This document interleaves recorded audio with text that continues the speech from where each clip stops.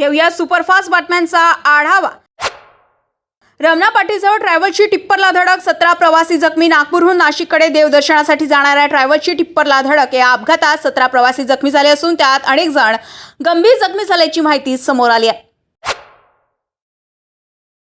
नागपूर शहरात घडलेल्या 2 चाकू हल्ल्याच्या वेगवेगळ्या घटनांमध्ये एका सुरक्षा रक्षक गंभीर झाला असून एक तरुणही जखमी झालाय। हिंगणा रोड येथील रहिवासी असलेला सुरक्षा रक्षक मनोज झा वर्ष 28 MIDC पोलीस ठाण्याअंतर्गत येणाऱ्या वानाडोंगरी रामनगर याला चाकूने वार करून जखमी केलाय। तर वाडी पोलीस ठाण्याअंतर्गत असलेल्या डकारनगरमध्ये एका आरोपीने सुशील कांबळे उर्फ साहिल यांच्यावर धारदार शस्त्राने वार केलाय। त्यांच्यावर BNSच्या कलम 324 अंतर्गत गुन्हा दाखल करण्यात आलाय। राज्यात अपघाताचं प्रमाण वाढत चाललं आहे। असाच एक भीषण अपघात नागपुरात घडलाय। या अपघातात एका चिमुरडीचा आणि एका तरुणीचा मृत्यू झालाय। नागपुरात शुक्रवारी घडलेल्या 2 वेगवेगळ्या अपघातात एका 5 वर्षीय चिमुकलीसह तरुणीचा दुर्दैवी मृत्यू झालाय। मानेवाडा परिसरात भरधाव कारने धडक दिल्याने 5 वर्षीय मुलीचा मृत्यू झालाय। तर कामठी मार्गावर बाईकवरील तरुणी दुभाजकावर आदळून मनपाच्या इलेक्ट्रिक बसच्या चाकाखाली आल्याने तिचा जागीच मृत्यू झालाय। या दोन्ही घटनांमुळे शहरात हळहळ व्यक्त होत असून पोलिसांकडून अपघाताचा तपास सुरू आहे। समृद्धी महामार्गावर हाय प्रोफाईल CCTV कॅमेरे, वाहतूक नियमभंगांवर चालान, दर किलोमीटरवर झिगझॅग पद्धतीने अत्याधुनिक कॅमेरे, रात्री धुक्यातही वाहनांची नंबर प्लेट व चालक स्पष्ट टिपणार, सीट बेल्ट, लेन कटिंग आणि ओव्हर स्पीडिंगवर थेट चालान, वारंवार नियमभंग करणाऱ्यांच्या परवान्यावरही कारवाईची शक्यता। सणासुदी आधी विदर्भातील ग्राहकांना महागाईचा गोड धक्का।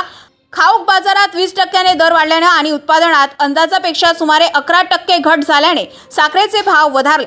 केंद्र सरकारने वाढत्या दरावर नियंत्रणासाठी 10 लाख टन कच्ची साखर शुल्क मुक्त आयात करण्यास परवानगी।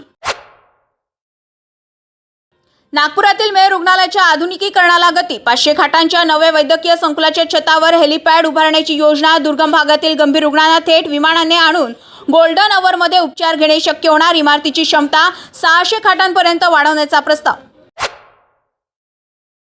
जिल्ह्यातील 523 पैकी 288 ग्रामसभा कोरम अभावी तहकूब। केवळ 134 ग्रामसभा पूर्ण, 101 ग्रामपंचायतीच्या ग्रामसभा अद्याप बाकी। गावांच्या विकासाचा निर्णय घेणाऱ्या ग्रामसभेलाच नागरिकांची पाठ, लोकशाही सभागावर प्रश्नचिन्ह।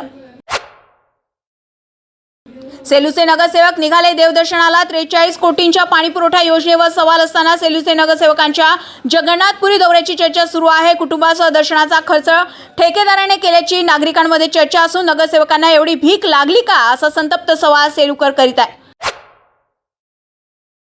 सेलूत BSNL कार्यालय परिसरात झाडाची खुलेआम कत्तल, परवानगीचा सवाल, तोडलेलं लाकूड, दारूभट्टीवर गेल्याचा आरोप, वन विभागाच्या भूमिकेवरही प्रश्नचिन्ह। वृक्षतोडीची निष्पक्ष चौकशी करून दोषींवर कारवाईची मागणी करण्यात आली आहे। जमीन महसूल थकबाकीसाठी विजय गोपाल येथील शेत जमिनीचा लिलाव। योगेश डगवार यांच्या 1.39 हेक्टर जमिनीचा 2 सप्टेंबरला जाहीर लिलाव। 7,92,000ची अपसेट किंमत, 9,51,000च्या वसुलीसाठी तहसील प्रशासनाची कारवाई।